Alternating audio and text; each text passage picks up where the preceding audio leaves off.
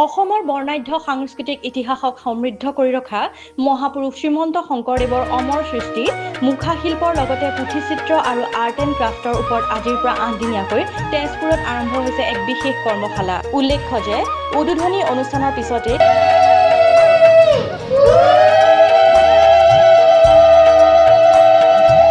শিশুৰ পৰা জ্যেষ্ঠলৈকে প্ৰায় 1.5 কোটি প্ৰশিক্ষাৰ্থীক শিৱসাগৰৰ 3গৰাকী মুখা শিল্পীয়ে বাঁহৰ কাঠিৰে মুখা নিৰ্মাণৰ প্ৰশিক্ষণ প্ৰদান কৰে। উল্লেখ্য যে স্বনামধন্য সত্ৰীয়া তথা মুখা শিল্পী পদ্মশ্ৰী ৰেৱকান্ত মহন্তৰ তত্বাৱধানত অনুষ্ঠিত হোৱা পৰম্পৰাগত মুখা শিল্প আৰ্ট এণ্ড ক্ৰাফ্ট আৰু পুথিচিত্ৰৰ 8 দিনীয়া কৰ্মশালা আজি পুৱা বন্তি প্ৰজ্বলনেৰে শুভাৰম্ভ কৰা হয়।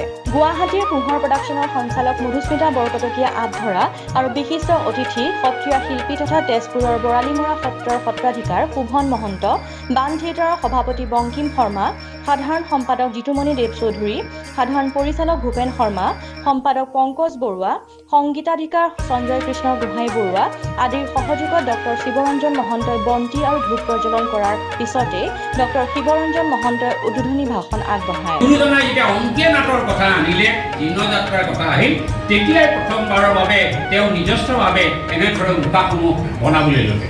আৰু মুখাসমূহ অকল যে কেৱল চৰিত্ৰৰ কাৰণে মুখা বনাইছে এনে নহয়, বিভিন্ন অন্যান্য দিশৰ কিছুমান মুখাও তেখেতে তেতিয়াই তৈয়াৰ কৰিছে।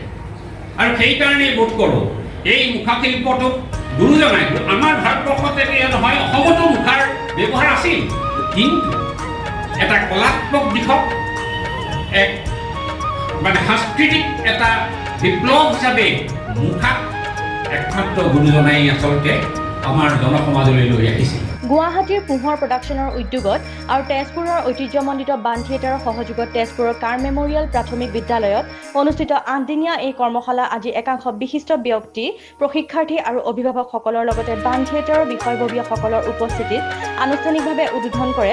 এই কৰ্মশালাটো আমাৰ আজি 8 তাৰিখ, 8 বুধবাৰ, আজিৰ পৰা 15 তাৰিখ অহা বুধবাৰে আমাৰ সমাপ্ত হ'ল।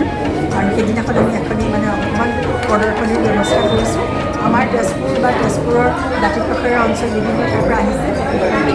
30জনমান এতিয়ালৈকে হৈছে বুলি আশা কৰিছোঁ, কাৰণ আজিও বহুতে নাম এণ্ট্ৰি কৰাইছে আৰু শিকাবলৈ আহিছে খাটপাৰ সত্ৰৰ পৰা 3জন আহিছে। পদ্মশ্ৰী ৰেৱকান্ত মহন্তৰ 3জন শিষ্য, তেওঁৰ ল'ৰা আদিকে ধৰি তেখেতসকলে সম্পূৰ্ণ সত্ৰীয়া শংকৰী পদ্ধতিত পৰম্পৰাগতভাৱে মুখা আমি শিকাম।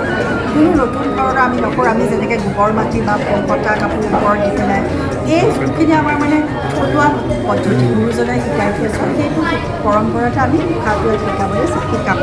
বাঁহৰ কামি চুচি পেলাই অকণমান হয়তো সুবিধা ব্যৱহাৰ কৰোঁ ক'ৰবাত থোক আদি, কিন্তু আন আমি কোনো ৰাসায়নিক পদাৰ্থ চিত্ৰ আছে, পুথিচিত্ৰৰ কাৰণে মাপধন কলিতা আছে আৰু কণ শিশুহঁতৰ খুব এটি প্ৰিয় বিষয় আৰ্ট এণ্ড ক্ৰাফ্ট।